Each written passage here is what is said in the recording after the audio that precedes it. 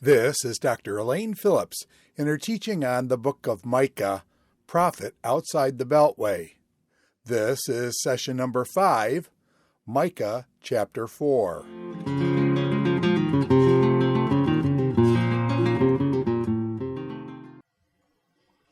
We're picking up now with Micah Chapter 4. And again, this is our subtitle, Prophet Outside the Beltway, because we need to keep remembering that he's from a very critical area, even though he's most likely preaching in Jerusalem. Speaking of Jerusalem, it's in chapter 4 that we're going to have our very significant line, the Torah shall go forth from Zion. And we're going to spend some time working up towards that and then following it afterwards. That brings us to where we're going. So just a quick note in terms of what it is we're planning to do in this next hour or so. I want to spend a little bit of time just with a very brief historical overview. Not much, because you can always go back to the preceding presentations and get that. However, because chapter 4 is such a contrast, especially the first 5 verses, with what's preceded it, we're going to do just a bit of a review on the highlights of chapters 1 through 3. And then beyond that, we'll spend some time looking at chapter 4 with these kinds of things in mind. First of all, we need to spend some time thinking about Jerusalem and some of the references in chapter 4 to geographical parts of Jerusalem and Mount Zion. And then, because chapter 4 introduces some terminology that has to do with time frames, we're going to spend some time on that too, related to this next thing, in the last days, and then the contrast with but now. So we'll work back and forth in terms of restoration oracles, destruction, and then hopeful restoration again. So that's pretty much what happens. We'll draw towards the end some brief lessons that we might take away in terms of where we are in the 21st century, and particularly the Western Church. As I said, a quick historical overview, and this time we're going to use a chart that's very helpful, taken from Jim Monson's Regions on the Run. This is a partial of a very significant whole chart. And of course, what we want to notice is where Micah is located, along with the other 8th century prophets to whom we were introduced briefly in our introductory lectures. So Micah and Isaiah, especially, you want to notice that they're down there together. They've been preceded by Jonah and Amos and Hosea by a little bit. We've mentioned already the key kings, Uzziah, Jotham, Ahaz, and then Hezekiah. Those will be important just as sort of backdrop. We're going to return to this chart once more when we deal with chapter 6 as well. So first of all, after that historical overview, just a couple of notes. As I said, we need to review chapters 1, 2, and 3. So here are the highlights in review, again, because they're in contrast to what we see at the beginning of chapter 4. So when Perry dealt with chapter 1, it was a focus on the transgressions of both Samaria and Jerusalem, laments over the cities in the Shephelah as they had to deal with severe attacks. We'll put that in plural. And then somehow the gates of Jerusalem are important at this point. Chapter 2, terrible injustices. God's responses, which were measure for measure.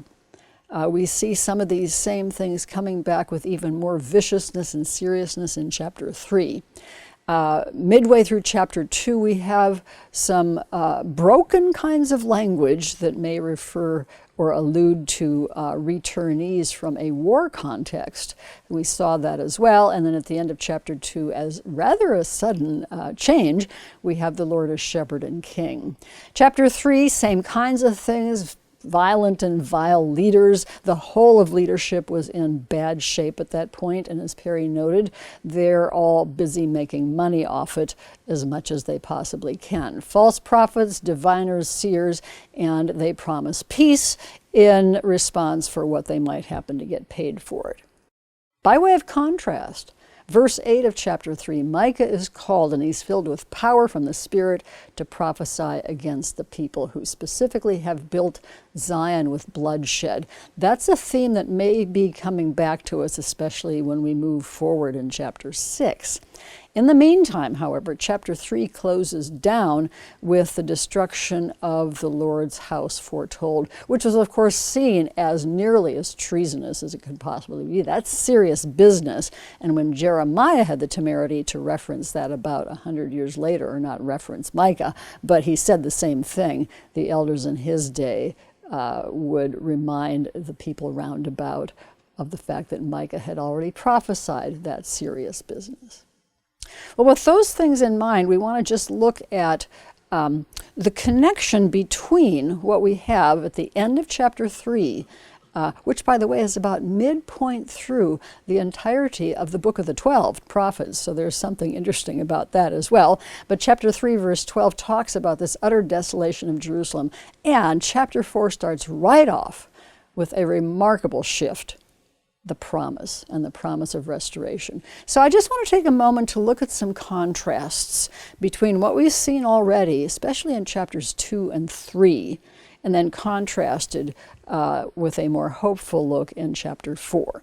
So the previous chapters, if anything, the picture was absence of any kind of holiness. Instead, they were profaning the sanctuary by all the kinds of things they were doing. Chapter 4 starts us off with God's presence and God's house on God's holy mountain. In addition, chapter 3 had talked about the wicked heads of the people. Chapter 4 starts off with, this will be the head of the mountains. Same term being used, clearly a contrast. Chapter 3, bloodshed had built Zion. But now when we move a little further into chapter 4, we've got Torah going out from Zion. So again, an incredibly wonderful contrast. In chapter 2, we had, well, chapter 1, and then maybe chapter 2 as well, refugees probably coming to Jerusalem. But by the time we have chapter 4, we've got pilgrim nations who are coming to Jerusalem again. The context is quite different in terms of the types of people who will be involved. The prophets had been preaching falsely, peace if they got paid enough. But in chapter 4, we see the promise of real peace forthcoming. And then finally, the priests who were being paid to teach, and teaching and instruction is in quotation marks because it was not true teaching, but we have the Lord's instruction, the Torah again, going forth from Zion. And we're going to return to each one of those things that are in that right-hand, more positive column shortly. Before we do that, however, we need to just get a little bit of a view into some important locations because they're going to be referred to, especially in a little segment of verses 6 through 8.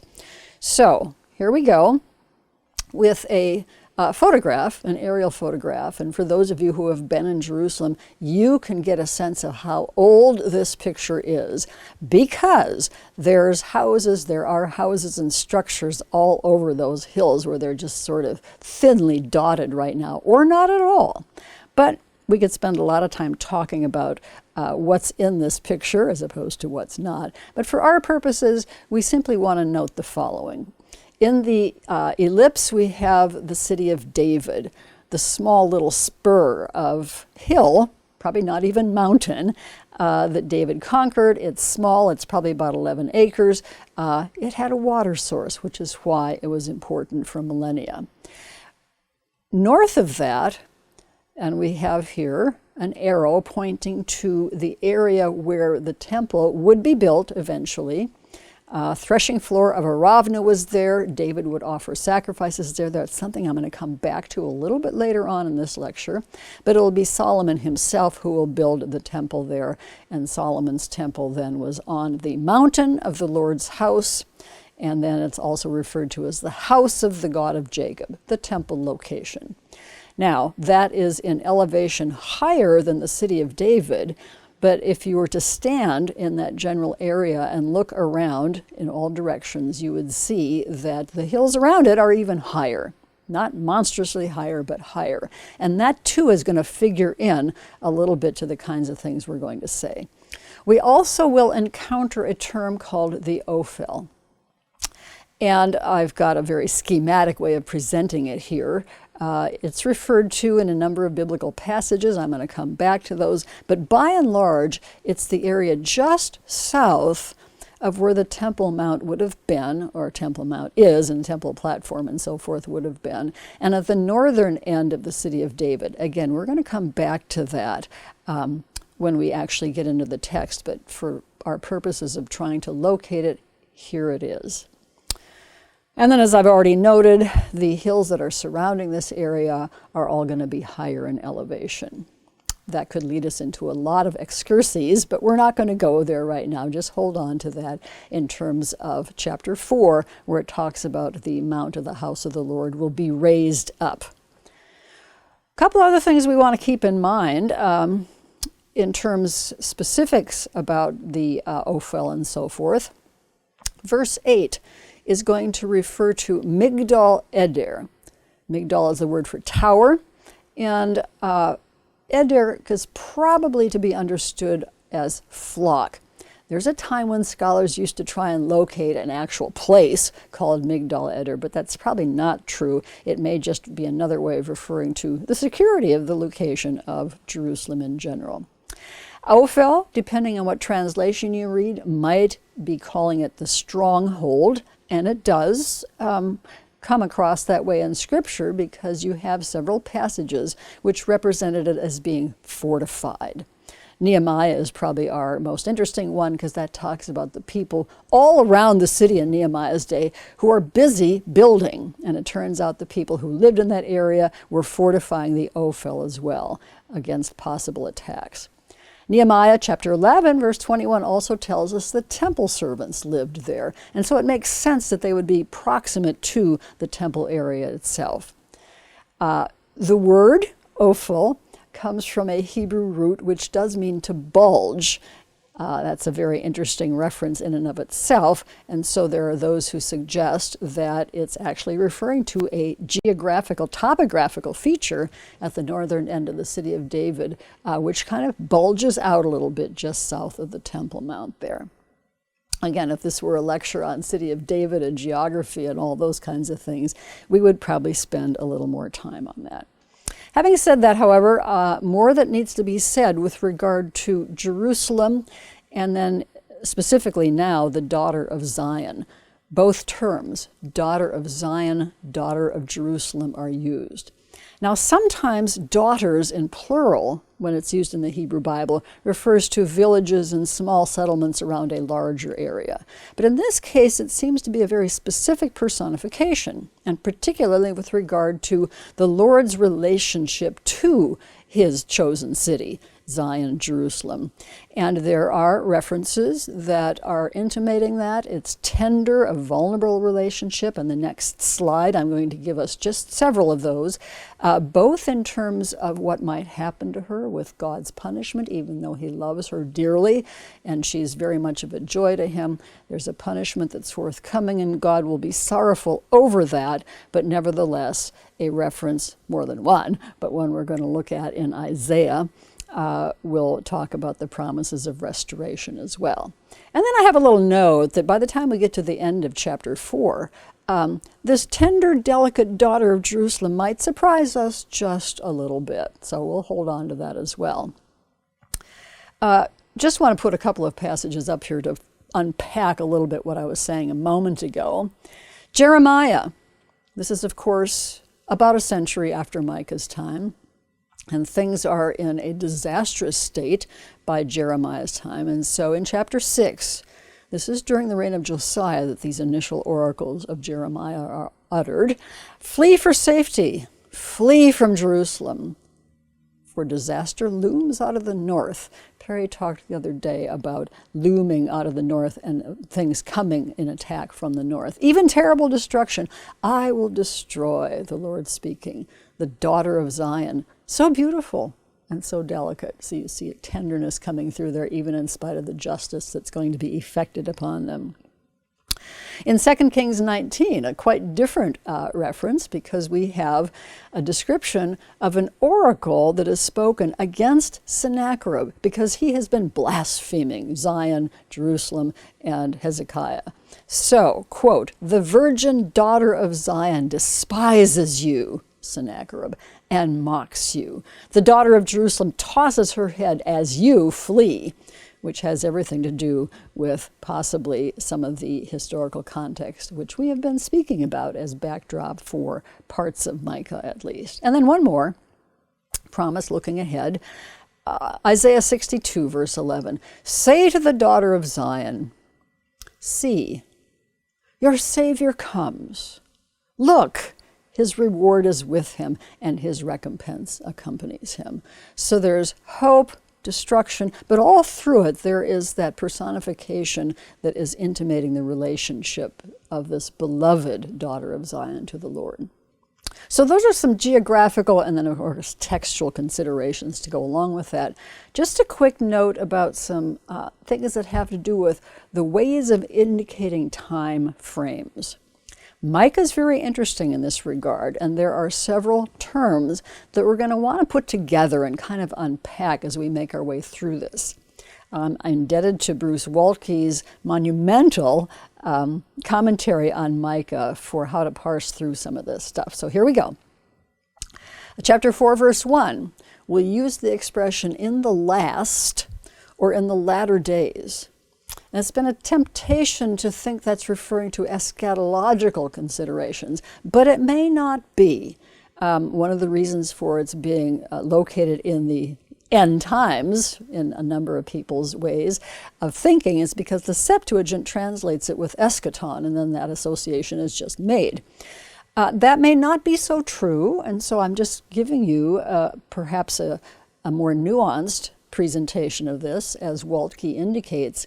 This is referring to an envisioned future, okay? An envisioned future, distant from the speaker's time, to be sure, and certainly necessitating God's intervention to change what the current circumstances happen to be. However, in hindsight, looking from our perspective back, it seems to include restoration all the way from the exile into the new heavens and the new earth, not just new heavens and new earth kinds of times. So whatever the restoration happens to be, it's going to be over a much longer time frame. The second chronological indicator that we want to just spend a little bit of time on is the phrase that's often translated to the future and beyond. In other words, forever and ever. And the Hebrew word that's part of this is le'olam, which is a broad term. Olam is a broad term. It can have both chronological as well as spatial considerations.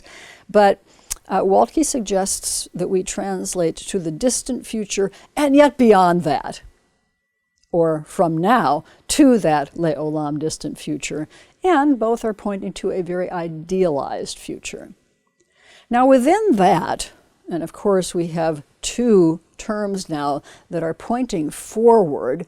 One seems to have a time frame again from exile and beyond, and the other is an idealized future. Within that we have another temporal indicator, in that day. And Waltke suggests that this is probably a mediating link between the future glory of whatever those last days happen to be and a very grim present. And then in contrast to that, there's a steady drumbeat, but now, but now, but now. And I've given you the verses, and we're going to see them again as we work our way through this. We're talking with the but nows in terms of whatever the current realities happen to be, the things that are closer to the perspective of the writer and the audience or audiences, which will involve both suffering and deliverance. Most of those but nows that are in chapter 4 are pointing to a kind of tough time that's forthcoming. All right, so that's some geographical backdrop. It's kind of a temporal orientation. We need to just say one more thing about this segment of Micah chapter 4, because it is paralleled in Isaiah chapter 2. Same imagery, same phraseology, same order of the images, but there are some distinctions. So I haven't copied both of these texts, but I've noted where there are some things we want to just notice. Again, just remembering that Micah and Isaiah are contemporaries. So they would probably share this very familiar, very amazing, very astonishingly hopeful prophecy.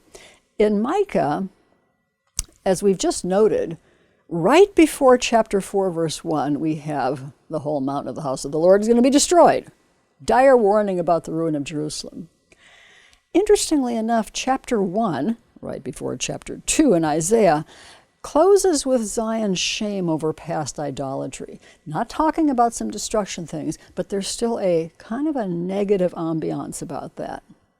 And then they continue on pretty much the same, but in Micah, coming back to him, after we have the promises, at which we are going to look shortly about the nations coming and learning Torah and then going out, with the Torah going out from Zion, there is a promise in verse 4 in Micah which talks about security.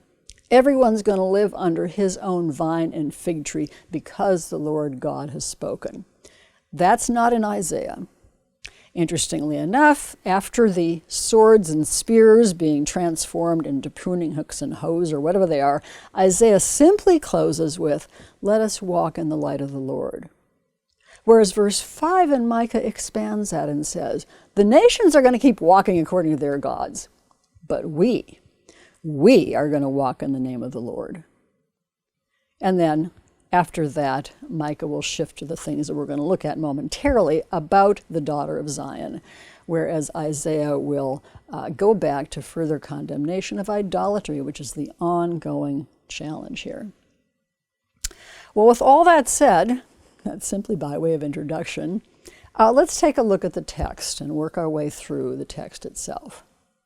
Starting with verses 1 and 2. I'm going to read them first and then just take some time to parse out the things that might be most interesting to us as we try and tie this together. Familiar as it is, there's some things we probably want to notice. Starts out with, "and in the last days." And we now know that that's a broad designation. The mountain of the house of the Lord will be established as the head of the mountains, or at the head of the mountains. And head here again, contrasting, rosh is the Hebrew word, with the heads in the preceding chapter that have been human leaders who are so appalling. It will be lifted up above the hills, which is going to imply one of two things, at least, maybe more. One could be that symbolically it is now going to take the precedence. It is going to have the kind of honor that it hadn't had for quite some time, especially after the destruction that's been mentioned. But if we read Zechariah, maybe at some point there's going to be some seismic upheaval as well, and maybe that hill will be lifted up. Possibility. At any rate, the peoples will stream to it, and verse 2, "Many nations will come, and they will say, 'Come, let us go up to the mountain of the Lord, to the house of the God of Jacob,'" parallelism there, "that he may teach us from his ways, that we may walk in his paths." I'm going to come back to the implications of those things shortly. "For from Zion Torah will go forth, and the word of the Lord from Jerusalem." As you can see, especially in verse 2, there's sets of parallelisms there that are just driving this home in stronger restatements of the issues. So, let's see what's happening. This symbolic place is going to be restored. That's the point here. Now it's going to be restored to do all the things that were supposed to be important there. Mountain of the house of the Lord, raised above all others, in whatever way we might imagine that I've mentioned already. Just a reminder, it's a distinct contrast with what we've seen before. Then it had been razed, R-A-Z-E-D. Now it's going to be raised and elevated. Just kind of a connection. Obviously, this is pointing to some very different location or circumstance from what we've had. We're going to have, in some sense, the Lord's rule over the whole earth. When? Well, it may come in stages. The kingdom scene that we have in Isaiah 25, and I won't read that whole thing, but we have the Lord of hosts, Adonai Tsevaot, who will prepare a banquet on this mountain and abolish death for all peoples on this mountain. And then Daniel as well. The stone becomes a great mountain. So the mountain imagery and the symbol of the mountain being so significant as a place where God's holy presence will be and where he will establish reconciliation. The banquet indicates that. Very important in terms of place. But we have some other things we need to say as well. The people go up to. They're streaming. That's an interesting thing, by the way, because when you think of streaming, generally you think of going down. But now the people are streaming up, and streaming implies a rather large quantity. This is significant when you think of water streaming through valleys. Now they're streaming towards the presence of God, and they're intent on learning God's ways. And let me just unpack that just a little bit, because we can read through it way too quickly if we're not careful. Ways is a very common word. Ways and paths, which show up a little bit later in this verse, are used interchangeably, but ways has a much broader set of connotations. And basically, as they are learning God's ways, that's going to involve learning how he has acted in history on behalf of his covenant people. That's part of his ways. That's Torah. Those are all the narrative parts of the first 5 books of the Bible. They're going to learn that. But they're also then intent not only on those recitals of God's acts in history, but also his statutes, his precepts, his requirements. All that is part of learning God's ways. So we're going to come back to that as well when we think a little bit further about our part in doing this sort of thing.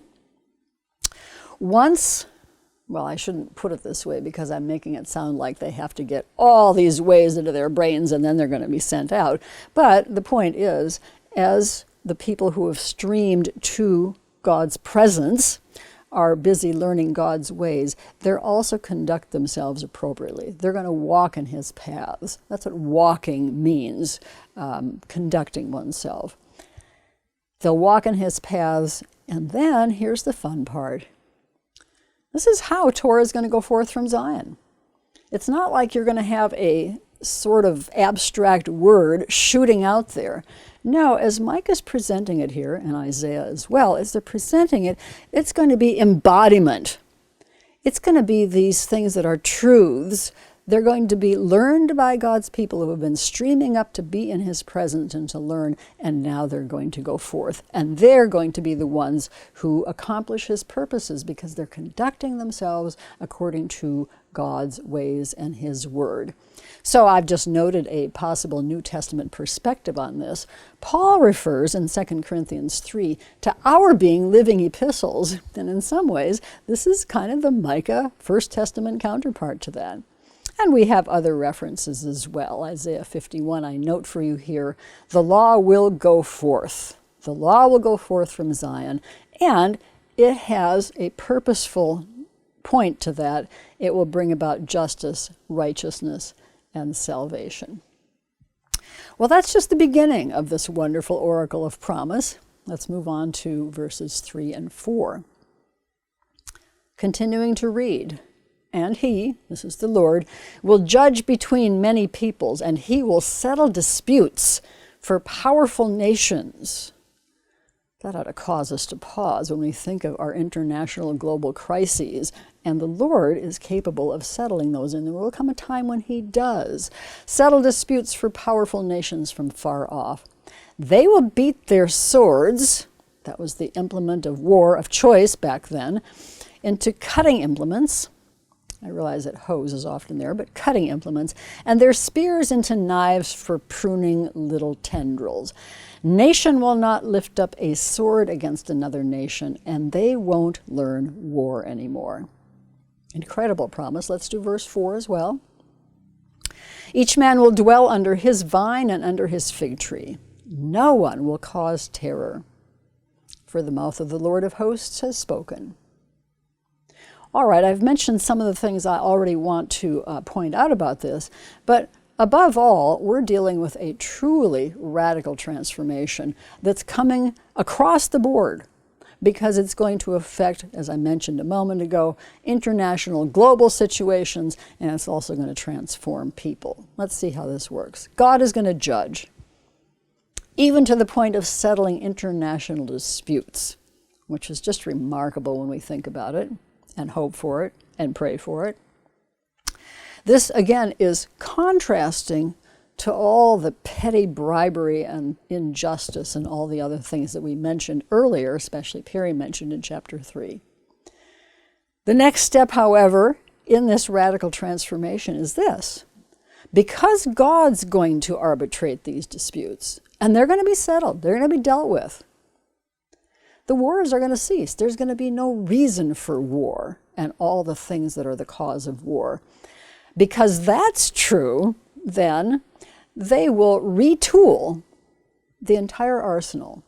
Again, back in the first millennium BC, that arsenal consisted of swords and spears and those kinds of things, primarily swords and spears. Those are the terms that show up most often. We can rethink those and retool them into our own arsenal environment as well. But swords are going into cutting implements. Probably not hoes, because swords are not long enough to be an effective hoe, but something that's going to cut. There's some interesting articles that have been written on what these probably really were. Neither term, the one that's translated cutting implements here, or pruning knives, is used very frequently, so it's kind of a guess from a couple of other contexts in terms of what these mean, but this is as good as any. The most important and encouraging thing is, nobody is going to learn war anymore, intimating that we get to do away with all of our war colleges and all the places where people learn to be hostile and kill each other. Now, in truth, there's a day of judgment coming, and the book of Joel, chapter 3, verse 10, is going to use this same imagery, but he's going to shift it around. And there is going to be a time when it's going to be necessary to have some judgmental instruments, and so these cutting implements will be turned back into swords for a time, and the knives into spears. The peace, continuing to unpack this particular thing, the peace is going to be based on God's teachings. Right? Not on the empty promises of false prophets. That's when the people were all into disobedience. Now it's going to be entirely different because people will have been learning God's teaching, and therefore there's going to be real peace. And then there's this promise that shows up in Micah, as I said, not in Isaiah, but each one will sit under his own vine and fig tree. In 1 Kings 4, verse 25, we have a description of the circumstances when Solomon was king, and things were stable, and there was peace within the expanded empire, and this is the expression that is used. Everyone sits under his own vine and fig tree. And then finally, as part of this tremendous promise, there's going to be no one causing terror. No one causing terror, because remember, Leviticus 26 is one of the places where we have the articulation of covenant blessings and curses. And if they're obedient, one of the blessings is they're not going to be afraid. There's not going to be anybody that's going to come and cause them a good deal of fear. Well, let's see what we have next. The basis for these transformations, because it's the Lord Almighty who has spoken. Again, the word of the Lord, it's powerful. We forget that from time to time.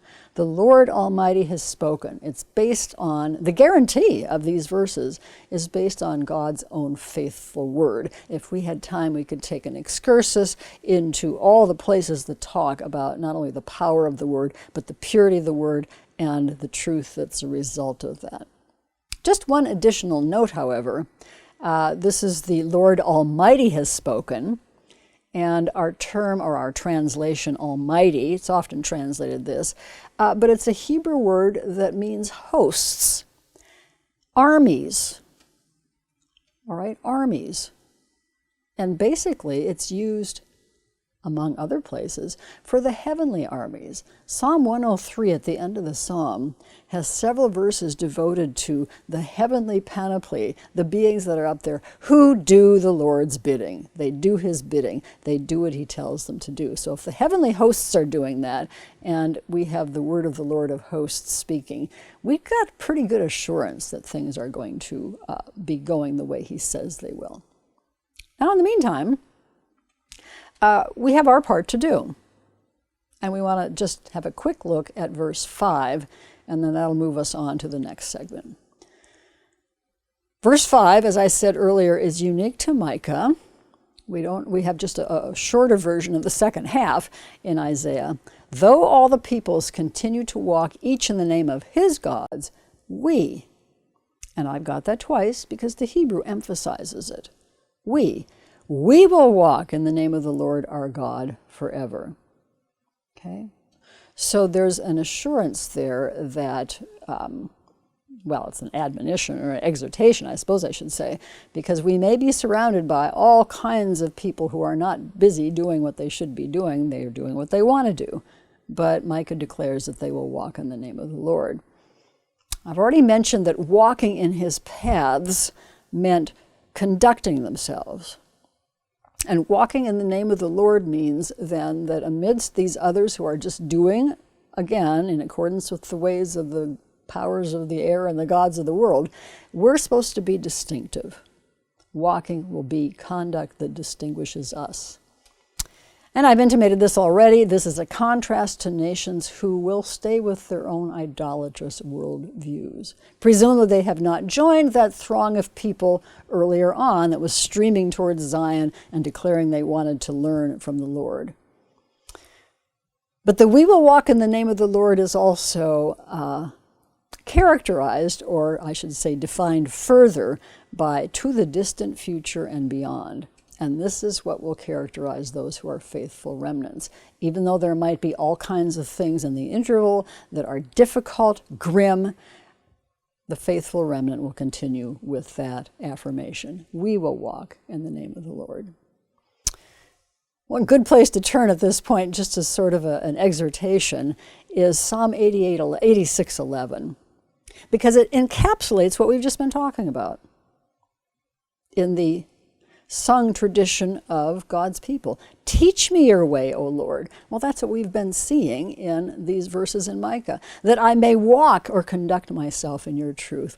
And then unite my heart to fear your name. And that's something that we'll come back to later on in the book of Micah. Well, that's a closure to the first part of Micah chapter 4. Now let's do verses 4 through 6, which have a different flavor to them. Do you remember in that day, it's sort of that mediating temporal thing. We talked the vast picture. Now in that day, declares the Lord, he's going to do something. I will gather the lame, and I'll bring together those who are thrust out. That term isn't used too often. Neither is the term for lame. I'll come back to those. To whom I have brought this evil. Notice the Lord is not shy about saying that he's the one who has caused this. It's in keeping with the covenant. And I will make the lame a remnant, and those driven away a strong nation. And the Lord will rule over them on Mount Zion from now and to the distant future, that temporal indication again. And then verse 8, and you, O tower of the flock, the Ophel, daughter of Zion, something about security in that, but also God's personal relationship. Unto you will come, now the translation of this is a little bit difficult. I've sorted through it as best I can. Unto you will come the first dominion, and the kingdom will come to the daughter of Zion. Let's see what we can do with that. This is an injured flock. They're lame. The word translated lame is the same word that shows up in Genesis 32 when Jacob is wrestling with, a man, an angel, the Lord, because he says, I saw the face of God. And you'll remember from that narrative that he gets smote in his hip and he's limping. When he's limping, that's the word that is here. All right, and it shows up in Zechariah as well. So we're talking about injuries. They need a shepherd. Isaiah 40 talks a little bit about the nature of that shepherd. That shepherd carries the ones who are young in his arms. Well, as we said already, this particular segment lies time-wise in that day inside our bigger framework, the latter days. The imagery, both lame and those thrust out, recall our sheep. The end of chapter 2 was just that shift to the fact that people streaming towards Jerusalem were going to make it there. They were going to have a shepherd that would bring them into safety in that context. So there's going to be gathering and reassembling people who have been injured and who have been thrust out. Those who are thrust out may well refer to exiles, which then makes this a long-range kind of thing. I'm going to come back to that long range in a moment.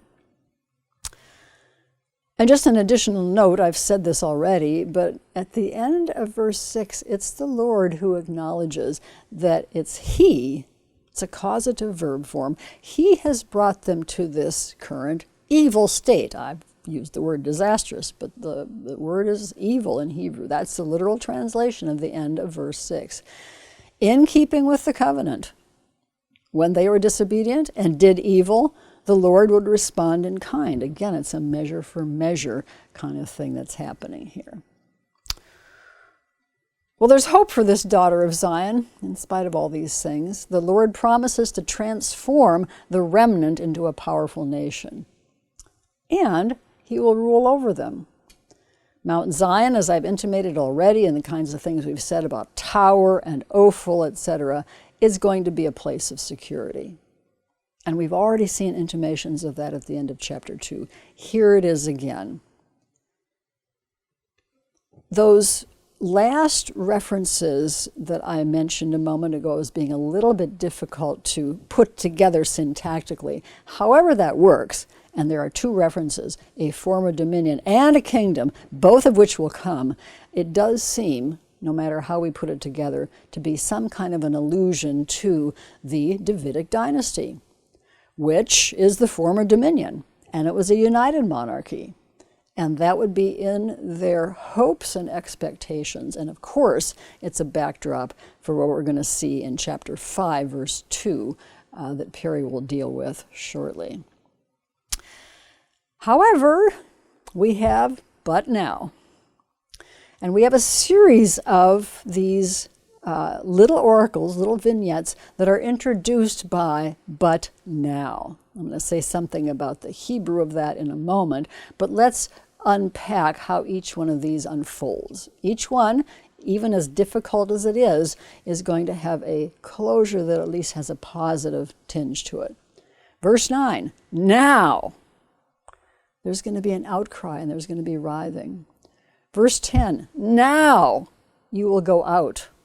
Well, if they've been secure in some, or thinking themselves secure in some kind of city, going out is not necessarily a positive thing at that moment. Now, verse 11, there's going to be hostility of gathered nations. And by the way, these nations, unlike the ones that were coming in verse 1, are not nice, and they're not coming with good intent. And then, now, chapter 5, verse 1, Perry will pick that up. Now there's going to be a marshaling of troops. Okay, so, but now, something is happening now that is going to be a little hard to deal with. These are oracles of crisis. And there's going to be different resolutions to them. Different resolutions. As I mentioned a moment ago, we want to talk a little bit about what this sounds like in relationship to another sound that's familiar. We've mentioned earlier that these prophets, and Micah among them, wordplay. They do interesting things with phonological similarities and sound connections. Now, atah reverberates through this segment. But you, a direct address, you, this, that, or the other thing, is atah. And that's going to show up here too, interspersed within this, because after chapter 4, verse 8 is you, and then 9, 10, 11 are going to be but now. However, we get to the end of it, and it's you again, and it's got a positive sense to it. Well, that brings us to verses 9 and 10 with our first now, or but now. Why are you crying out a cry?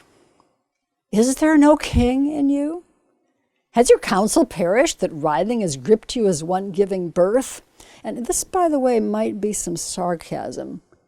You think you got a king? Ha! Who's your counselor? I'll come back to that. Let's read verse 10. Writhe, continuing that writhing and crying and so forth. Writhe and thrust forth, O daughter of Zion. as one giving birth, because now you will come forth from the city. You will dwell in the field. You will come to Babylon. There you will be delivered. There the Lord will redeem you from the hand of your enemy. And you're saying, what a temporal mouthful. And just pause for a moment. Micah lives through, and during, I should say, the Assyrian crisis. They are enemy number one. What's he doing talking about Babylon here? Now, through some scholarly lenses, this means this is a much later addition to Micah.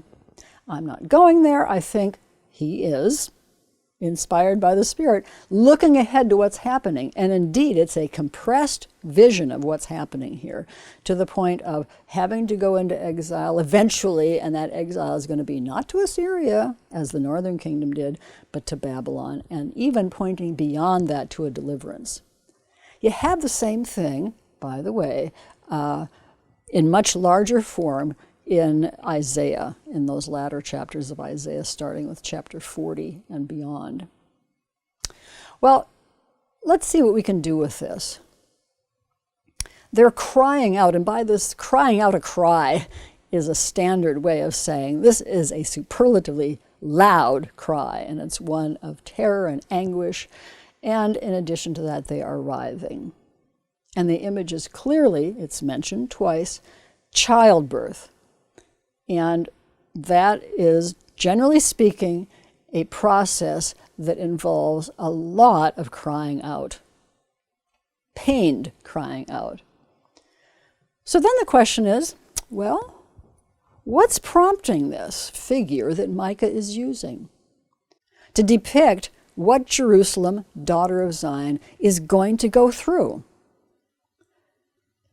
And so one suggestion, I've given several here, perhaps there's going to be a sense that their whole government is failing, right? Terrible anguish because the human governmental system has failed utterly.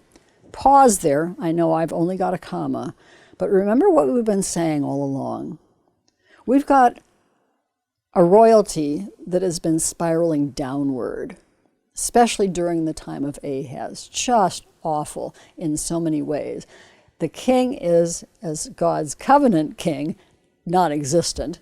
He's not there. Counselors, advisors, no king, no counselor, they're just gone. And the people are feeling the consequences of this and will continue to feel the consequences of this. Having said that, it may be that Micah is also additionally pointing out to the sad fact that they're not submitting to God's rule. He's no longer their king, uppercase K. They are not acknowledging him as king. They are certainly not acknowledging his counselor. By the way, you'll remember Isaiah chapter 9, verses 6 and 7, where one of the titles of the Lord God, as manifested in this child, is going to be Wonderful Counselor, Mighty God, Everlasting Father. So there's all kinds of things that might be embedded in this particular, you have no king, you have no counselor. Are you not acknowledging God as king and counsel? Now, having said that, there are other things to think about in terms of writhing and pain and crying out. So let me just read the second bullet here. Perhaps this writhing is because they are about to be thrust forth from the city. The image being used of being thrust forth from the city is giving birth, thrusting out.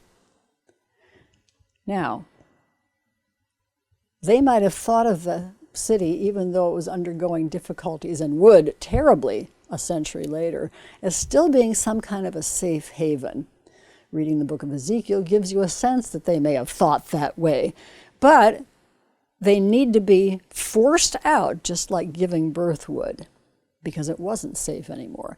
And that's a deliverance. It may not feel like one, we're going to look at that in a moment, but it's a deliverance. Of course, even beyond that, as I note for you, God will deliver them even more fully, but it's through going into exile, through the darkness of that experience, and then being redeemed while in exile. One additional way that we need to look at this, because as we have that verse that I read, they are going out of the city, but now you will go out. You're going to camp, basically, going to dwell outside the city. I'm going to say more about that in a moment. Then they're going to be in Babylon, then they're going to be delivered, then they're going to be redeemed. And so I'm suggesting that in those 3 or 4 clauses that are strung together, very compressed, but it's a long lens that looks forward. As I mentioned a moment ago, it says, you're going out of the city, writhing to deliver out of the city. In contrast to living in houses and homes and stable dwellings, it's going to be a tenuous experience, camping, if you will, which is stripping down all the things that might be comfortable. And it's not long before they get to Babylon, and that's considered exile, that's considered punishment. But even at the end of this short vignette, they're delivered from there. They go to Babylon, but then it says, there twice. From there you will be delivered. There are, even in this small little thing, some echoes of redemption that we find much more expanded in those verses that I mentioned in Isaiah 48 and elsewhere. One more segment we have to do in terms of Micah chapter 4. Let's see how we can deal with it. Reading it first. But now, many nations have gathered against you. And that really should better say, many nations are gathered against you. And I'll explain why in a moment. They're the ones who are saying, quote, let her be profaned, may our eyes gaze, and that's not meant in a nice way at all, on Zion. End of that quote. But they don't know the thoughts of the Lord. They haven't understood his counsel, that he has gathered them as fallen grain to the threshing floor. Rise up and thresh, O daughter of Zion, for I will make your horn iron, and your hoof I will make bronze, and you will crush many peoples, and I will devote for destruction to the Lord their unjust profit, and their might or their wealth to the Lord of all the earth. Now, before I go on and talk a little bit about this, I just want us to pause. Are you catching why this chapter is so abrupt and so quick? It's compressing all kinds of things, dealing with these different time frames that we've been trying to talk about. And this is another little vignette about things being exceedingly difficult, but hope even on the other side of that. So, the hostile nations are gathered. They are gathered. And you're trying to think, okay, who is this? What is this? How does it fit juxtaposed right after our reference to Babylon that we just looked at? And the suggestion is, especially in light of what's going to follow in chapter 5, that now Micah is returning to his own historical context, i.e., the Assyrians being present and laying siege and attacking a number of the cities that he is so familiar with. All right. So even though we've had that long lens chronologically, this one might return closer to home, as it were. I've mentioned this already, but I'm just going to repeat it. The many nations at the beginning of the chapter who are streaming with joy and encourage one another to go up to Zion, this is a much different picture. They streamed to Zion for instruction. These nations have come to defile and destroy, and they're saying it out loud. They're gazing with contempt and greed, probably, on Zion. And, just to unpack a little more what I've just said, they're declaring their intent to profane Zion. That's what they want to see happening. They want to make it a public spectacle. And gazing in this term is not, in this context, is not just looking. It's looking with a proud, arrogant, and rapacious sense, because they're anticipating the demise of this city and what they're going to get out of it. We don't have time to read through the same kinds of sentiments that show up in Lamentations, but Obadiah, verse 12 and beyond, condemns that very same thing. And even though Obadiah is condemning Edom and initially says, you're kind of standing by. It's not long before the Edomites seem to get very much involved, not just in looking, but also in being involved in taking as well. Well, so these hostile nations are gathered. Let's talk about that gathering a little bit. It says, they are gathered against you. And it's fascinating that the verb is passive here. That's why I corrected myself on that translation, because they haven't gathered, I mean, they have, but somebody, and I would suggest it's the Lord himself, has gathered them. Oftentimes in the prophetic material, when there's a passive verb, we're supposed to pause and say, this is intimating that the master of the universe is working behind the scenes, and he is doing this. The passive will kind of point that direction. So the nations think they've planned it. God has gathered them there, and he's got purposes for it. There are parallels in this with chapter 2. You'll remember that the people in chapter 2, mean, nasty, devising plans on their beds, whereas God is devising plans against this family. So there's that balance again in terms of the Lord overturning their plans. And this one concludes, or actually draws forward, they don't know the plans of the Lord. He has indeed gathered them. And he's gathered them to the threshing floor. And if we think carefully about what we know about the wider connotations of threshing floor, it's not long before we make a connection with this name, threshing floor of Aravna. Because, of course, that's the place where the temple was eventually built. I mentioned that earlier on in our lecture today. We have the whole incident in terms of that selection and what happened there in 2 Samuel 24. But the point now is that they're gathering to try and do in that temple and to profane it, but the Lord has gathered them to that threshing floor. Which then makes us pause for a moment before we go on in terms of what happens there and how the daughter of Zion turns. Well, she turns pretty powerful and mighty, but before we do that, I have something for us to look at. It's probably not fair to just pop this on the screen, because when I used to show it to my students, they would look at it, and when I said, what is this? They'd say, a cheese grater? And so, no, it's a little bigger than that. So think of it as being at least 4.5, 5 feet high. And let's see how it works. Well, it's a threshing sledge. I know sledge is not a word that's in common parlance, but once we explain what's involved and how it works, that's just the really best word for it, all right? In an agricultural context, you'd have this thing, but it didn't just stand like that. Instead, your sheaves of grain would be spread on a threshing floor, usually a higher elevation out in the countryside where the wind would be able to hit it. And so once the grain was threshed and the chaff was blown away, it was off, then the wind would blow it away. So you've got grain spread on the threshing floor.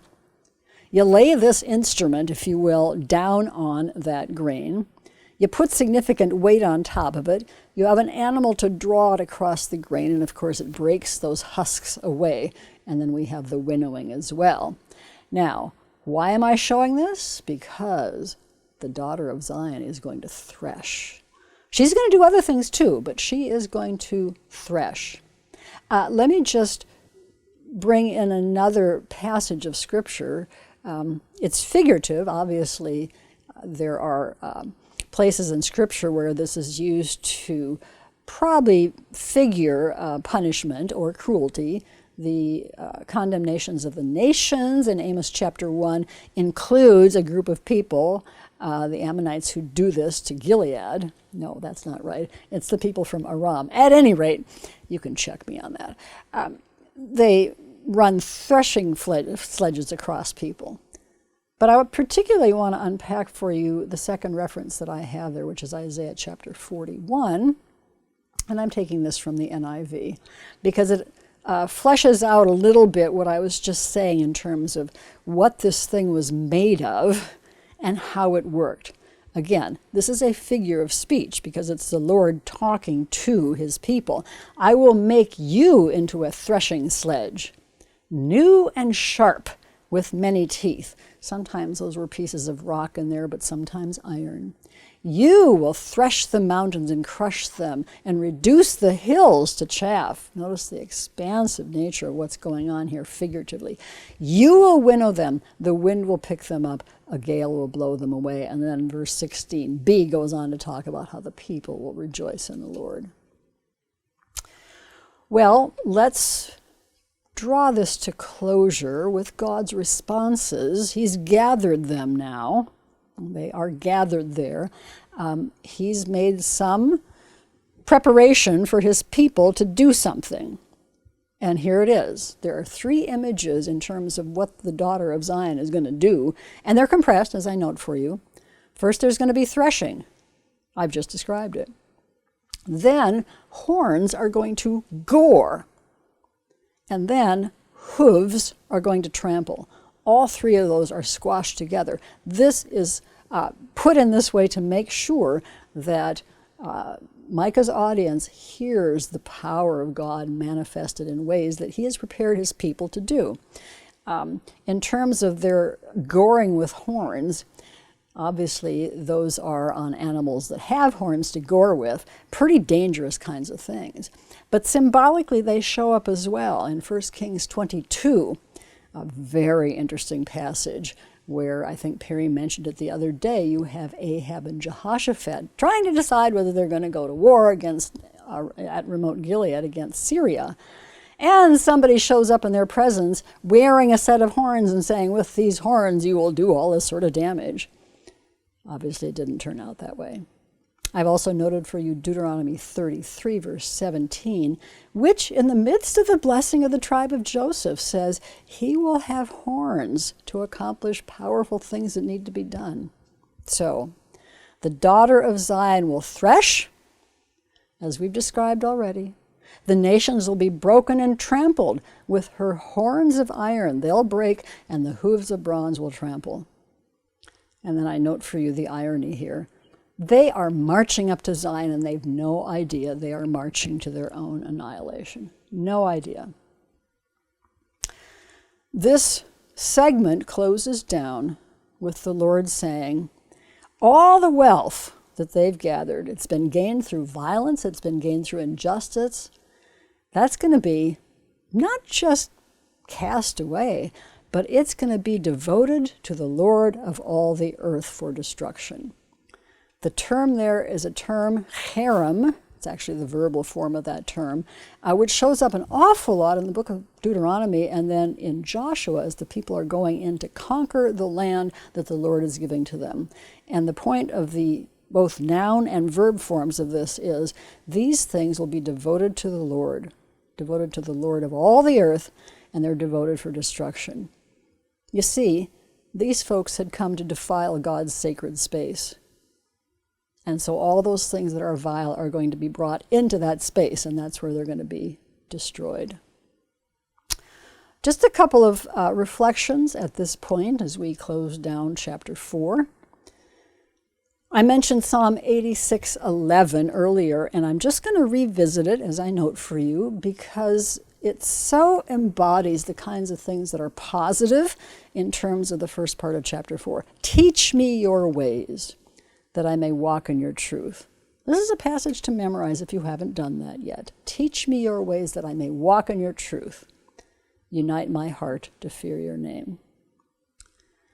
Now, drawing off that and also our earlier contemplations, learning God's ways will be transformative because it will change who we are and how we act. Remember, walking has to do with conduct. And therefore, let's join that mighty stream of folks heading towards Zion in order to learn of God and then head out to walk in God's truth so that we will be embodied Torah going out to live as we should live. And then in a wider chapter 4 closure, even though some of those but now segments are difficult, we always live in hope because we are in the latter days and there's an end point coming that is a positive end point. And with that, we'll stop chapter 4.